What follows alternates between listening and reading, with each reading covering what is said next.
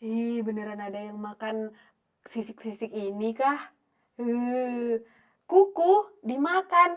Masa iya sih? Katanya ada khasiat untuk melancarkan peredaran darah. Yang bener aja. Jadi, tonton video beri kita.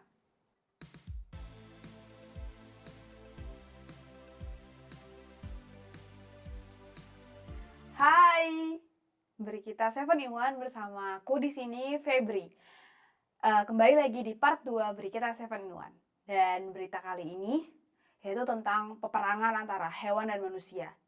Hewan dan manusia. Betul sekali. Yang pertama adalah berita tentang penyelundupan sisik terenggiling. Ini terjadi di Indonesia.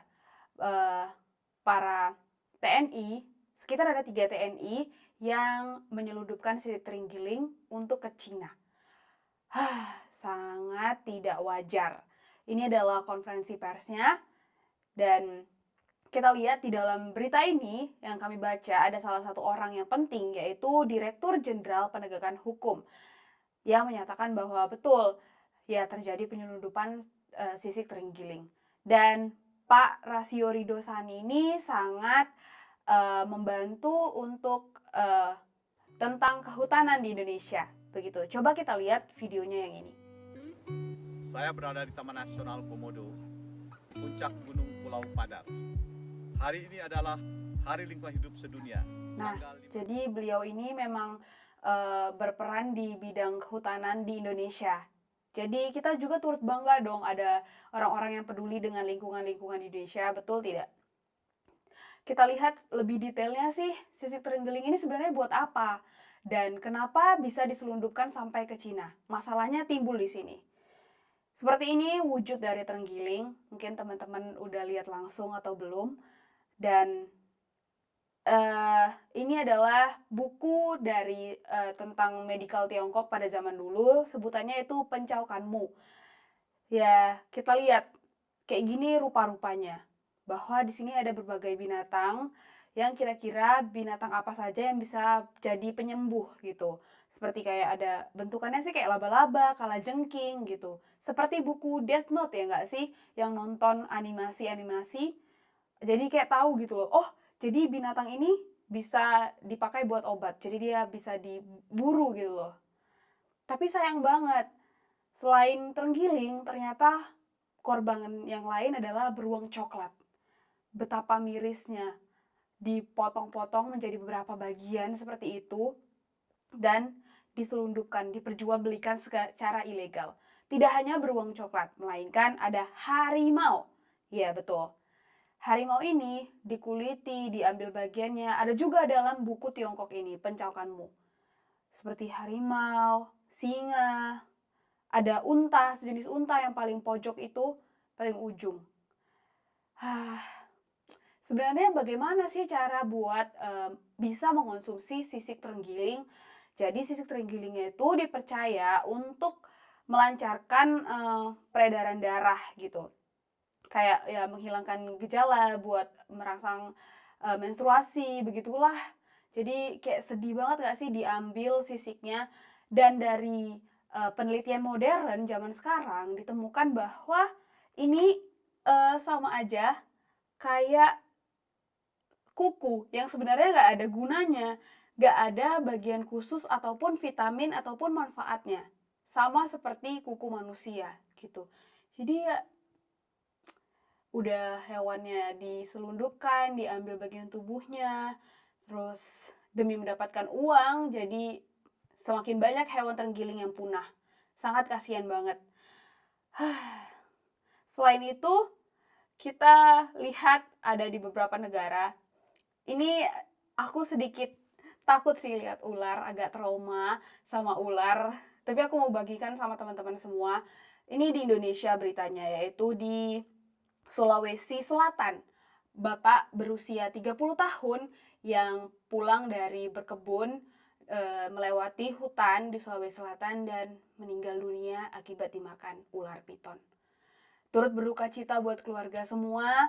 Semoga keluarga diberikan kesehatan, kekuatan, dan penghiburan. Nah, jadi bapak ini ditemukan tewas sama saudaranya sendiri di hutan. ketika barang-barang bawaannya itu udah berserakan gitu. Jadi temukan, wah ternyata dekat sama ular piton. Jadi kayak misalnya berseberangan gitu loh ular piton terus bapaknya gitu, ditemukan barang-barang yang udah berhamburan semua dan dibelah ternyata korban ada di dalam. Selain itu di Indonesia banyak ya kejadian masyarakat Indonesia yang tewas karena ular piton gitu, kayak di pedalaman ataupun di hutan-hutan gitu. Selain itu ternyata ular piton bisa dijual beli. Dijual beli kulitnya itu dijadikan untuk tas, bahan tas ataupun ya baju, jaket lah segala macam. Dan tidak hanya memakan manusia, tapi ular piton juga kerap sekali memangsa ternak warga gitu. Yang jadi yang ditakutin masyarakat adalah ular piton itu mangsa masyarakat, terus memangsa ternak warga juga gitu loh. Nggak hanya di Indonesia ternyata, di Malaysia pun ada. Nih salah satunya, pada tanggal 26 November 2024, sepanjang 4 meter, beratnya 50 kilogram, ular piton masuk ke rumah warga. Gimana sih ini fotonya? Panjang banget ya, bisa masuk dari atap. Aduh, kasihan banget orang-orang rumahnya, pasti histeris. Kalau aku sih udah lari, langsung lari, nggak mau tinggal di rumah itu lagi.